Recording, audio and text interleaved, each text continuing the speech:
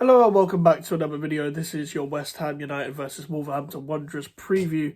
And yeah, let's get straight into it. Like the video and subscribe if you're new.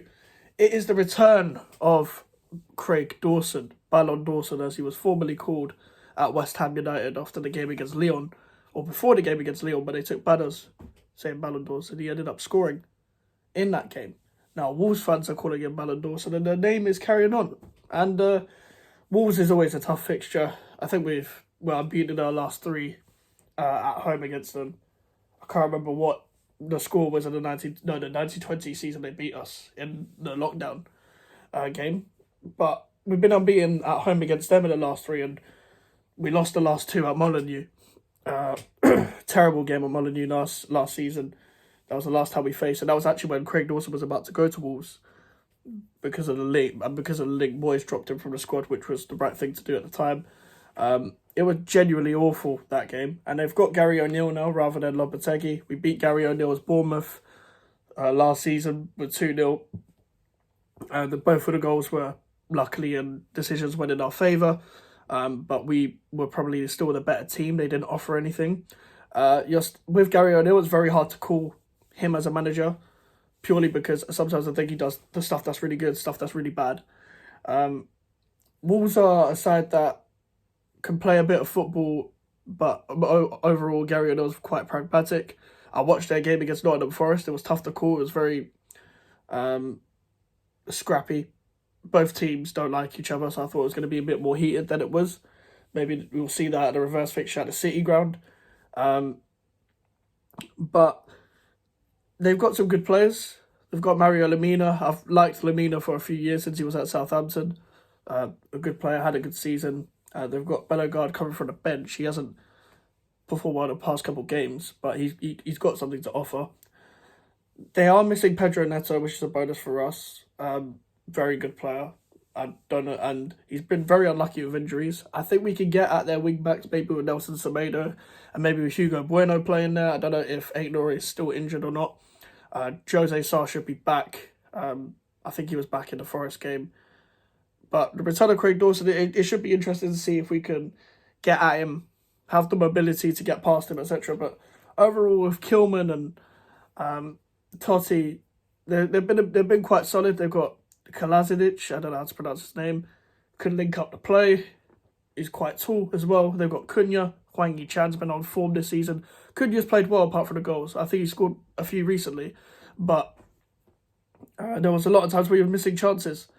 And to be fair, under Lopetegui was like, they were a bit similar of a team. It was quite similar to the way they played, how pragmatic they would play sometimes. But Gary O'Neill was kind of finding his feet as a manager, finding his feet as to what he wants to be. He always wants to be watching the opposition and what they do. And I feel like because they're away from home, if we have the ball, I don't know whether we're going to break them down because they play five at the back.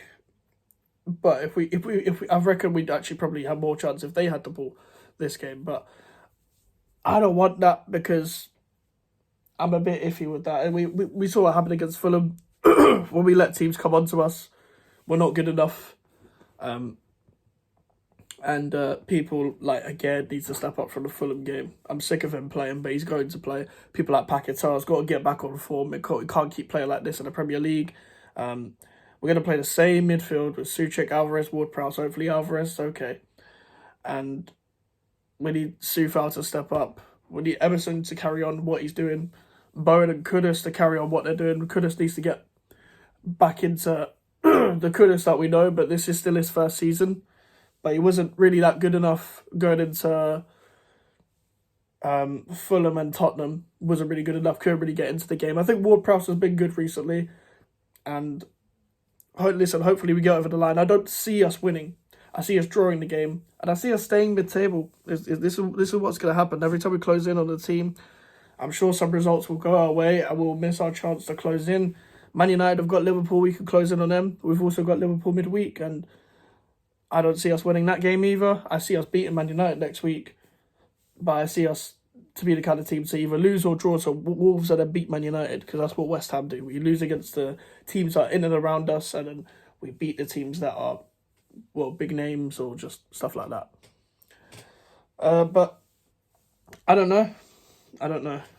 This is one of them games where we're going into the December schedule,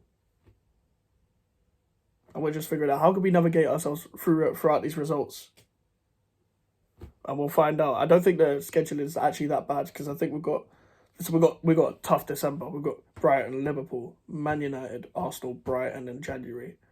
That's a tough set of fixtures, yes. But in terms of the way people talk about December being a game every 3 days or whatever, it's not that bad. We've got if you got a squad, you got to use it. It's just down to the manager whether he actually wants to use the squad. Cornet got 5 minutes yesterday. Like Mubama won't play a single minute of any of these games. Like he won't. He won't play against Wolves. He won't play against Man United. He won't play against Liverpool. He won't play against Arsenal. Won't play against Brighton. He's not going to play. So there's no more Europa League because we'll get knocked out of the Carabao Cup and there'll be no more Europa League games. It'll be interesting to see whether he'll actually give anyone a chance. But it might actually not be that interesting because I feel like we're going to play the same team. And if it's not the regulars, it'll be a Fornals, it'll be a Cresswell, it'll be a Mafropanos that will play, it'll be a Benrahma. Those are the players that will come in if anything happens to our normal starting 11. So I wouldn't get excited about anything, really. I don't think there's anything to be excited about, barring the Europa League. And that's just me being honest. I'm not saying this is the worst season ever, but it's just very standard. It's just very boring. And it's not even just because of the last 3 seasons of being spoiled with European seasons and stuff. It's my main problem with it is the fact that I know exactly what's going to happen, and I don't see the point of me getting my hopes up because of the way we've performed and the lack of consistency just over the years. And over this year, over this season. But just my opinion. But make sure to like the video, guys, and subscribe if you're new. Social medias are in the description if you want to follow me. And the email for the inquiries. I'll see you guys later. Goodbye.